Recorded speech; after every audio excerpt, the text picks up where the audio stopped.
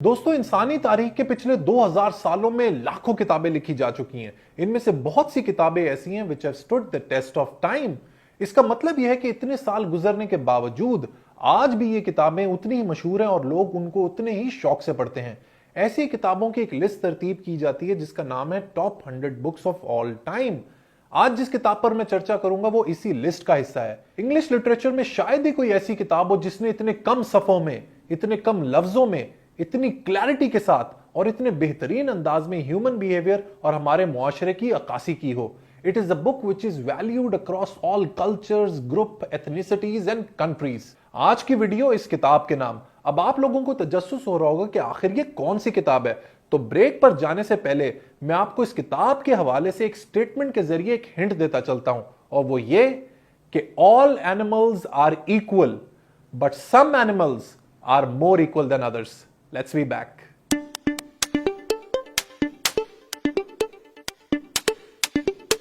दोस्तों, जिस किताब का मैं जिक्र कर रहा था वो है जॉर्ज ऑरवेल की शोरा आफाक किताब a masterpiece, animal farm. George Orwell की दो किताबों ने उन्हें शोहरत की बुलंदियों पर पहुंचा दिया था, जिसमें से एक है 1984 और दूसरी है एनिमल फार्म।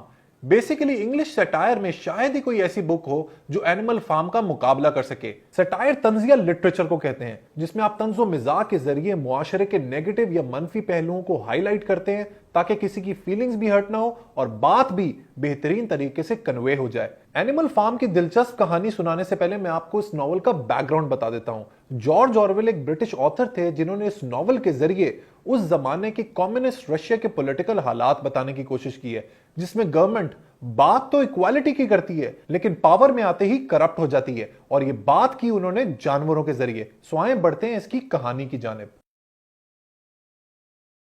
कहानी कुछ यूं है कि मिस्टर जोन्स नाम का एक शख्स है who owns an animal farm. इसमें बहुत तरह के जानवर हैं, मसलन pigs, dogs, horse, sheep, chicken वगैरह वगैरह।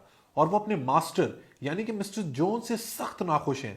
इस नाखुश होने की वजह है मिस्टर जोन्स का अनफेवरेबल यानी कि नामुनासिब एटीट्यूड, जो जानवरों को बिल्कुल भी पसंद नहीं है। इन्हीं जानवरों में से एक हाईली आइडियलिस्टिक और लीडरशिप क्वालिटीज का मालिक पिग है, जिसका नाम है ओल्ड मेजर। वो अपने साथियों को मोटिवेट करने में भरपूर महारत रखता है। वो उन्हें बगावत पर उकसाता है और सेल्फ रूल और आजादी की कहानियां भी सुनाता है। उन्हें कायल करता है कि हमें मिस्टर जोन्स जैसे जालिम शख्स के खिलाफ लड़ना होगा और अपनी हुकूमत कायम करनी होगी। सब जानवर बिलाखिर उसकी बातों में आकर मिस्टर जोन्स के खिलाफ बगावत करते हैं और उसे हराकर वहां से भगा देते हैं, जिसके बाद उस फार्म पर इन जानवरों का कब्जा होता है। इस बगावत के बाद मिस्टर जोन्स और उसके साथी एक कोशिश करते हैं अपने फार्म को हासिल करने की, लेकिन सब जानवर भरपूर यूनिटी के साथ इंसानों को हरा देते हैं। इस जंग के बाद बात आती है कि इस फार्म का लीडर कौन होगा, और मुकाबला होता है दो पिग्स में जिनका नाम है स्नोबॉल और नेपोलियन। नेपोलियन अपने साथी स्क्वीलर के साथ चालाकी और प्रोपेगेंडे को इस्तेमाल करके स्नोबॉल को फार्म से बेदखल करवा देता है और फार्म का लीडर बन जाता है। नेपोलियन किसी भी पॉलिटिकल लीडर की तरह पावर में आते ही अपना चार्टर जानवरों के सामने प्रेजेंट करता है, जो देखने में काफी इंप्रेसिव है। अगर आप इस चार्टर के लास्ट पॉइंट को देखें तो वो है ऑल एनिमल्स आर इक्वल। लेकिन बहुत जल्द नेपोलियन इस बात को भूल जाता है और सारा दिन अपने दोस्तों के साथ अय्याशी में गुजारता है, लेकिन जानवरों से भरपूर काम करवाता है और उन्हें खाने को भी नहीं देता। इसी दौरान स्नोबॉल के बेहतरीन आइडिया को अपना बताते हुए नेपोलियन सब जानवरों को एक विंडमिल बनाने का ऑर्डर देता है ताकि उससे बिजली पैदा की जा सके और फार्म का काम आसान हो। इसी असना में एक फ्रीडरिक नामी फार्मर फिर से फार्म पर अटैक कर देता है, लेकिन जानवर सब मिलके फिर से अपना भरपूर दिफा करते हैं। इसी लड़ाई के दौरान फ्रीडरिक के लोग विंडमिल को गिरा देते हैं और एक बॉक्सर नामी घोड़ा जिसने विंडमिल बनाने में सबसे ज्यादा मेहनत की होती है उसको जख्मी कर देते हैं। इस घोड़े बॉक्सर को डॉक्टर के पास भेजने के बहाने नेपोलियन उसे स्लॉटर करवा देता है और लोगों से झूठ बोलता है। इस लड़ाई के बाद नेपोलियन अपने चार्टर या कॉन्स्टिट्यूशन में एक चेंज करता है। यह वो लाइन है जो इस नॉवल एनिमल फार्म और जॉर्ज ऑरवेल की पूरी दुनिया में पहचान बन गई है, और वो है all animals are equal but some animals are more equal than others. Napoleon के जुल्म उसी तरह से चलते रहते हैं और सब जानवर सर नीचे करके उसका सब हुक्म मानते रहते हैं, यहां तक कि जानवरों की हालत मिस्टर जोन्स के दौर से भी बदतर हो जाती है। ना सिर्फ ये, बल्कि नेपोलियन जिन इंसानों को पहले बुरा भला कहता था और जिनके खिलाफ इसने बगावत की थी, उनके साथ ये कारोबार भी शुरू कर देता है। किताब के आखिर में जॉर्ज ऑरवेल एक पार्टी का नक्शा खींचते हैं जिसमें नेपोलियन और उसके साथी इंसानों के साथ खूब मजे और पार्टी कर रहे हैं और बाकी सब जानवर बाहर खड़े देख रहे हैं, और ऐसा लगता है कि इंसानों और जानवरों में कोई फर्क नहीं है। सो बुक बडीज, कैसी लगी आपको एनिमल फार्म की कहानी? कितनी दिलचस्प, इंटरेस्टिंग और सबक आमोज कहानी है। इसके बैकग्राउंड में बहुत जबरदस्त थीम्स हैं जिनको समझना आप लोगों के लिए बहुत जरूरी है।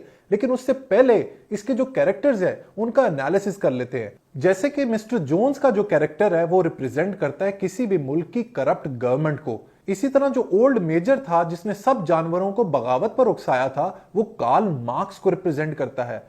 स्नोबॉल की बात करें तो वो एक इंटेलिजेंट पॉलिटिकल वर्कर को रिप्रेजेंट करता है।